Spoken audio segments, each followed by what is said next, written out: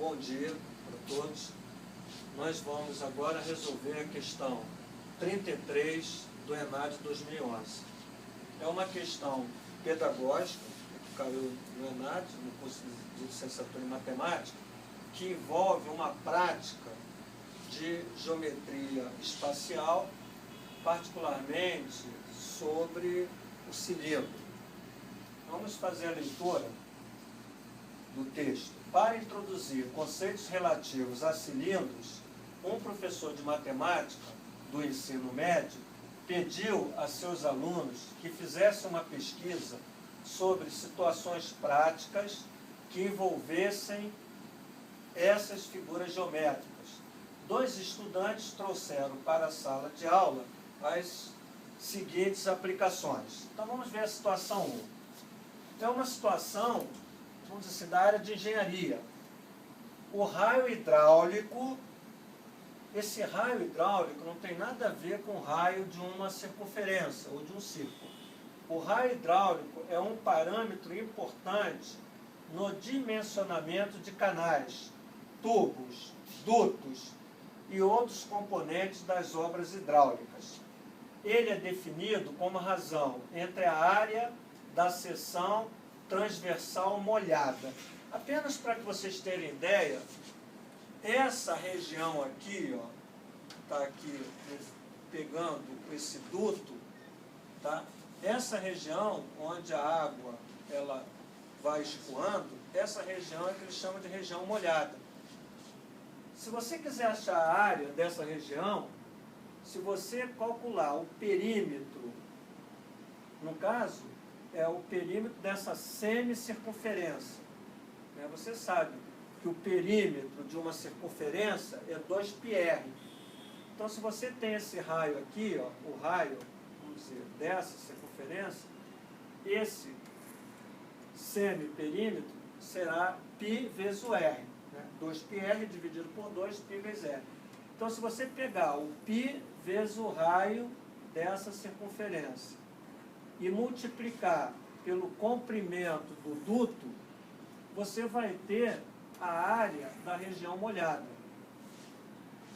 Então ele diz lá, o raio hidráulico é um parâmetro importante no dimensionamento de canais, tubos, dutos e outros componentes das obras hidráulicas. Ele é definido como a razão entre a área da seção transversal molhada e o perímetro molhado. O perímetro molhado é exatamente a soma, certo, desse perímetro, dessa semicircunferência. Então o perímetro é você pegar esse valor aqui, que na realidade é π vezes r, dobrar, porque você tem lá do outro lado também, π vezes r. Então você dobrou. Isso, e aqui você calcula esse comprimento, né, e dobra. Então é a adição desse comprimento, que é o comprimento dessa semicircunferência, desse comprimento da semicircunferência, desse comprimento do duto e desse comprimento do duto. Então essa razão vai gerar o que ele chama de raio hidráulico, certo?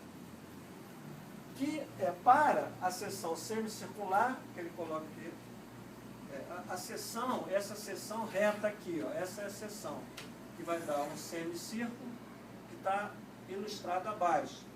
E ele faz, na realidade, essa situação, ele está perguntando qual é o valor do raio hidráulico. Então veja que na realidade a gente tem aqui a metade, o meio de um cilindro, porque se você tivesse prolongamento aqui, esse duto poderia ser um cilindro, ele simplesmente fez um corte. Então isso aqui, né, é a metade de um cilindro que você está aqui envolvendo. Então você tem ali essa questão. Vamos ver a situação 2. A situação 2, ele coloca aqui um desenho, onde ele tem jabuticabas e tem aqui uma placa, promoção, jabuticaba a R$3 o litro. Então é uma coisa interessante, vamos dizer assim, lá nos anos 30, nos anos 40, né, não havia balança, ou a balança era assim, não tão industrializada como hoje. Então, muitos cereais, frutas, eram vendidos no litro. Então, colocava-se as frutas no litro e aqueles cereais, o arroz, o feijão, né, as frutas, eram vendidas por litro. Quer dizer, na realidade, você coloca essas frutas num cilindro que mede 1 litro e essa quantidade de frutas que está aqui dentro vai ter o valor de R$3. Bom, vamos analisar as duas situações como possibilidade de recursos didáticos. Seria correto, professor, concluir que... Então, vamos verificar. A situação 1 é inadequada, porque induz os estudantes à apreensão equivocada do conceito de cilindro. Não.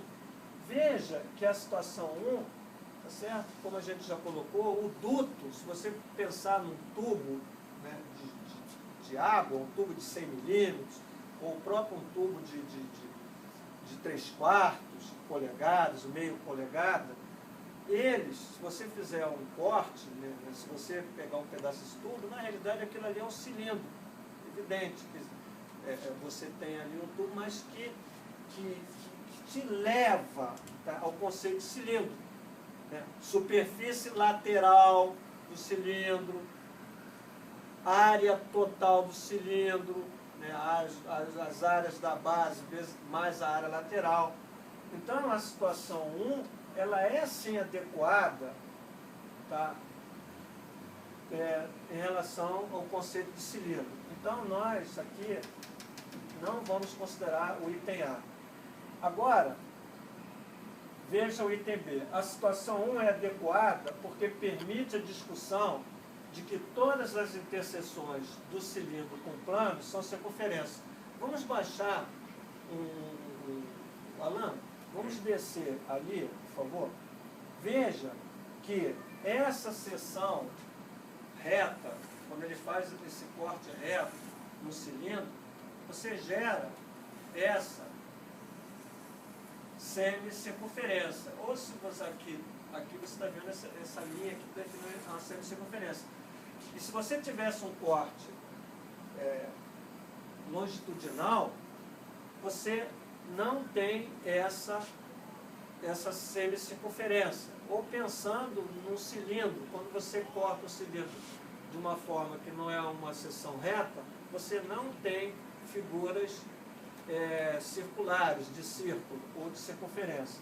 Então, veja que a questão B, ele diz que é adequada, porque permite a discussão de todas as interseções do cilindro com plano, são circunferência, não é verdadeiro. Apenas as seções retas que podem levar a essas semicircunferências. Então, essas duas não são verdadeiras. Vamos analisar o item C. A situação 2 é inadequada porque induz os estudantes à apreensão equivocada do conceito de volume de cilindro. Veja que essas jabuticabas não tem nada a ver com o conceito de volume. Na realidade, esse cilindro que ele está colocando aqui, ele tem o volume de 1 litro. Então, nós podemos estar ali atrelando, certo, o conceito de volume como 1 litro. Então, ele está dizendo, você não tem, por exemplo, um cilindro que representa um refrigerante, uma latinha de refrigerante, ali existe um volume. Certo? Então, o que ele está afirmando aqui é que esse cilindro tem um volume de 1 litro. Então, ele está relacionando volume com cilindro e dizer que a situação 2 é inadequada, porque induz a apreensão equivocada do conceito de volume de cilindro, não tem nada a ver aquelas jabuticabas com o conceito de cilindro inadequado. Então, essa situação 2,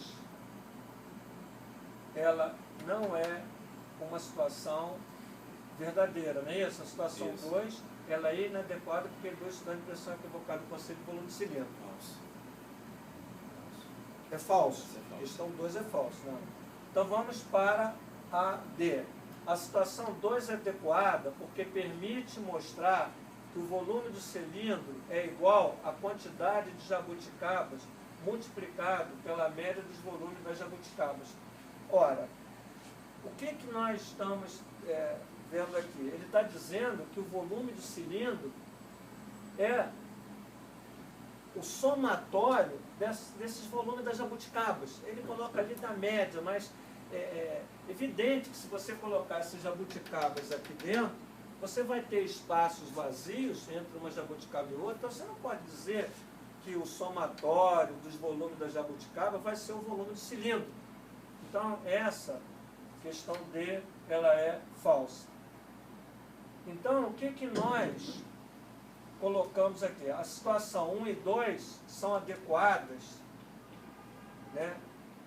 E permite que seja explorado os conceitos de seção transversal, área da superfície cilíndrica e volume do cilindro. Veja que na situação 1, ele explora o conceito de seção transversal. Há um corte transversal.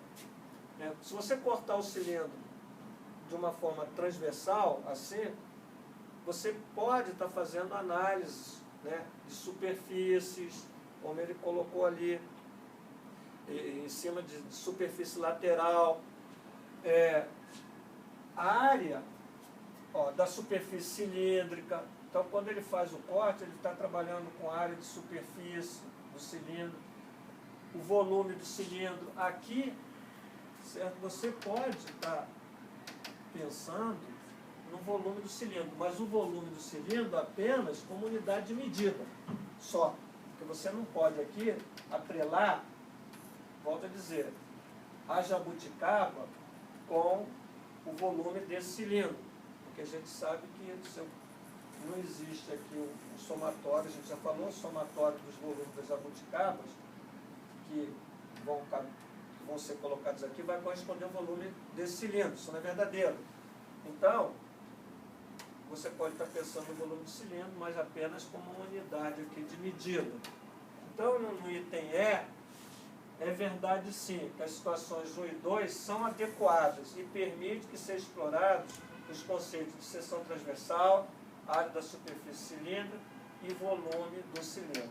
Então, a nossa resposta para essa questão é a letra E.